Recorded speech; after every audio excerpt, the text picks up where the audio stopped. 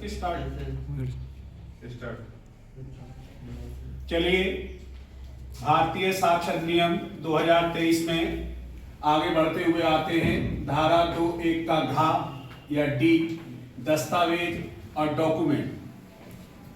तो पहले देखिए, लिखा हुआ है कोई विषय किसी भी पदार्थ पर अक्षरों द्वारा, अंकों द्वारा, चिन्हों के साधन द्वारा वर्णित या अव्यक्त या अवलेखबद्ध किया गया है।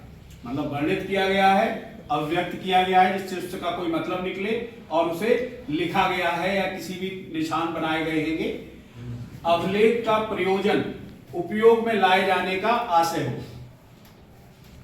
जो अवलेख हम लिख रहे हैं वो इस आशय के साथ लिखेंगे कि इसका कहीं प्रयोग होगा। इसके अंतर्गत इलेक्ट्रॉनिक और डिजिटल अवलेख भी है। जैसे आजकल आप देखते हैं ईमेल है, व्हाट्सएप पे कोई मैसेज है, या कोई भी इलेक्ट्रॉनिक और डिजिटल माध्यम से, वो भी जो है डॉक्यूमेंट कहे जाएंगे। दृष्टांत का मतलब होता है कि जैसे कौन कौन सी चीजें अवलेख हो सकती हैं। किसी भी तरह का लेख, चाहे वो कहीं भी लिखा हो। दूसरा, मुद्रित हो। मुद्रित का मतलब होता है ना, उससे खैनी से मुद्रित करते हैं, उभारते हैं उस पे। शिला मुद्रित, शिला मुद्रित का मतलब है किसी पत्थर पर अगर उसे उकेरा गया हो, बनाया गया हो, शिला मुद्रित हो गया। फोटो चित्रित मतलब फोटो खींच के अगर किसी की मौके की फोटो खींची गई है तो वो भी अवलेख है, फोटो चित्रित शब्द। मानचित्र मतलब जो मैप होते हैं, चाहे इंडिया का मैप है, वर्ल्ड का मैप है, यूपी का मैप है, रेखांकन है, उस पे रेखांकन होता है ना, तो वो सब जो है डॉक्यूमेंट में ही आएंगे। धातु पट या शिला पर उत्कीर्ण लेख, जैसे अशोक की शिलाओं पर लेख है तो वो भी है। उपहासांकन यानी कैरिकेचर, जैसे इसका उदाहरण कैरिकेचर का वो दिया हुआ है कि एक भारत इंडिया का किसान किसी का दरवाजा नॉक कर रहा है और वो उसकी सुन नहीं रहा, तो ये क्या हो गया, कैरिकेचर। वो भी एक अवलेख डॉक्यूमेंट है। ईमेल, ईमेल पे कोई अगर लिख देता है वो भी अवलेख है। सर्वर लॉग, कंप्यूटर पे लिखा हुआ, लैपटॉप, स्मार्टफोन, मैसेज, आपने कोई मैसेज किया वो भी डॉक्यूमेंट है। वेबसाइट पे कुछ लिखा वो भी डॉक्यूमेंट है। अब स्थिति साक्ष्य में इलेक्ट्रॉनिक अवलेख और डिजिटल युक्तियों में भंडार का मतलब सेव किए गए। बायोस्मेल का मतलब है आवाज, वो भी एक अवलेख है। अगर जैसे आपने किसी सीडी में, किसी उसमें अगर कोई आवाज सेव कर ली है, जैसे ये वीडियो बनना आएगा तो ये भी एक डॉक्यूमेंट हो जाएगा।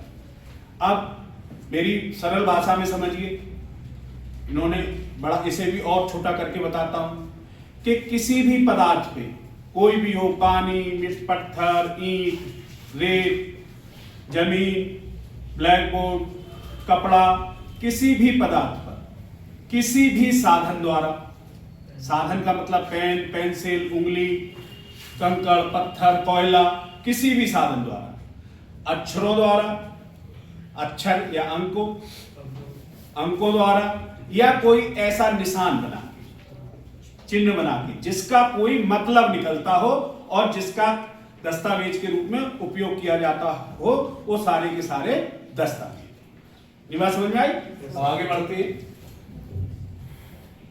धारा 2(1) का इंगा या ई, साक्ष्य, एविडेंस।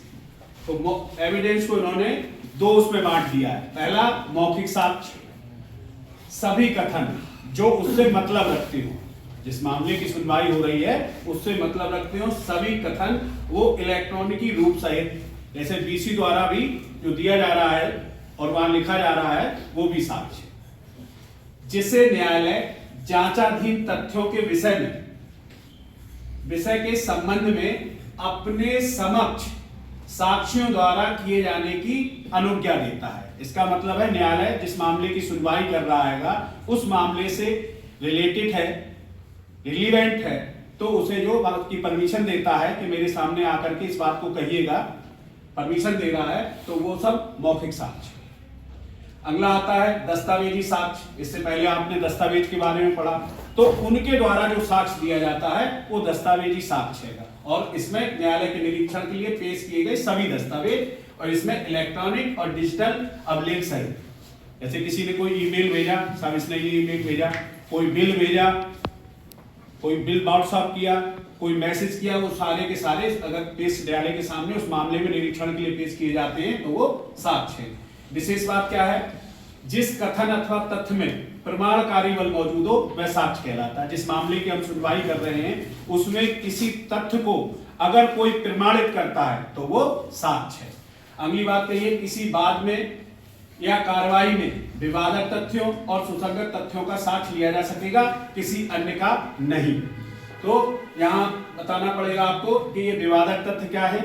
तो कोई भी जिस मामले की सुनवाई हो रही है, जिस मामले में हियरिंग चल रही है, उसमें अधिकार के बारे में, अनाधिकार के बारे में, दायित्व के बारे में, डिसेबिलिटी के बारे में, नियोग्यता के बारे में, किसी चीज के अस्तित्व होने के बारे में और अनस्तित्व होने के बारे में जो बातें कही जाती हैं वो विवादक तथ्य होते हैं। ठीक है। और सुसंगत तथ्य आप समझ रहे होंगे, जिस मामले की सुनवाई हो रही है उससे ही रिलीवेंट हो, तो वो सब सुसंगत तथ्यों का साथ दिया जाएगा, किसी अन्य का नहीं। अगला आता है 2(1) का 4 या F, तथ्य, फैक्ट। फैक्ट क्या है, कोई भी वस्तु या वस्तुओं की अवस्था, वस्तुओं का संबंध जो इंद्रियों द्वारा बोधगम्य तथ्य कहलाता है। जैसे आज बड़ी सर्दी है, ये भी एक तथ्य है, चारों तरफ कोहरा है। ठीक है, मतलब जो हम अपनी इंद्रियों द्वारा महसूस करें वो चीज, आंखों से हमने कोई घटना देखी, हमने कोई बदबू सूंघी, किसी फ्लैट में बदबू आ रही है, ये भी एक तथ्य है। ये संभावना है भाई बदबू आ रही है, हो सकता है किसी की लाश सड़ रही हो। ठीक है। कोई मानसिक दशा जिसका भान का मतलब है आभास किसी व्यक्ति को हो, यह भी एक तथ्य है। जैसे आपने देखा कोई महिला बदहवास निर्वस्त्र जो है प्लेटफॉर्म पे बैठी है, तो ये क्या हुआ, आभास हुआ आपको, तो ये भी एक कोई ना कोई घटना हुई है। दृष्टांत का मतलब उदाहरण देख लीजिएगा। जैसे एक क्लास में 2 पंक्तियों में पुरुष विद्यार्थियों के लिए और 2 पंक्तियों में महिला विद्यार्थियों के लिए कुर्सी मेज सजी है। मतलब इधर महिलाओं के लिए सजी है, फीमेल्स के लिए, और इधर मेल्स के लिए सजी है। ये भी एक तथ्य है कि वहां बैठने की ऐसी व्यवस्था है। किसी व्यक्ति ने कुछ सुना या देखा, हम यहाँ थे, एकदम से अगर धमाका सुनाई दे, बाहर निकल के देखें, अरे कुछ विस्फोट हो गया, ये भी एक तथ्य है। किसी व्यक्ति ने अमुक शब्द कहे, कोई किसी को लगातार गाली दे रहा है, हम सुन रहे हैं, तो ये हम आभास कर रहे हैं ना अपने कानों, इंद्रियों में कान भी आते हैं ना कानों द्वारा, कि उसको वो इंसल्ट फील करा रहा है, तो वो भी एक तथ्य है। कोई व्यक्ति कोई राय रखता है, कोई ओपिनियन रखता है कि ऐसा होना चाहिए, ये भी एक तथ्य है। कोई आशय रखता है कि उसका इस काम के पीछे इंटेंशन क्या है, और वो सद्भाव पूर्वक रख रहा है या कपट पूर्वक कार्य कर रहा है, ये भी एक तथ्य है। जैसे मैंने अभी आपको बताया कि आप किसी बच्चे के सर पे हाथ फिरा रहे हैं, अगर प्यार से फिरा रहे हैं तो सद्भाव पूर्वक है, अगर आपकी नीयत खराब है तो वही उतना ही काम एक ही है, लेकिन क्या है आप आभास अलग है, तो वो कपट पूर्वक है। कोई व्यक्ति किसी विशिष्ट शब्द को विशिष्ट भाव में प्रयोग करता है, किसी व्यक्ति को किसी विशिष्ट संवेदना का भान होता है। जैसे कि मैंने बताया, आप कहीं पहुंचे, आपने देखा डेड बॉडी पड़ी है और परिजन रो चिल्ला रहे हैं, तो इसका मतलब उनकी संवेदनाओं से महसूस कर सकते हैं कि उनके साथ कोई घटना घटित हुई है, ये भी एक तथ्य है। कोई व्यक्ति किसी निर्दिष्ट समय में विशिष्ट स्थान पर उपस्थित था, ये भी एक तथ्य है। जैसे आप क्लास में हो और आप इस सीसीटीवी कैमरे में आ रहे हो, तो ये भी एक तथ्य हैगा कि अगर आपके ऊपर कोई आरोप गांव में आपके में लगाता है, तो ये एक तथ्य है कि आप इतनी तारीख को इतने बजे यहाँ पे लेक्चर अटेंड कर रहे थे और ये सीसीटीवी की फुटेज बताई गई, ये भी एक तथ्य है। इतनी बात समझ में आई? ओके।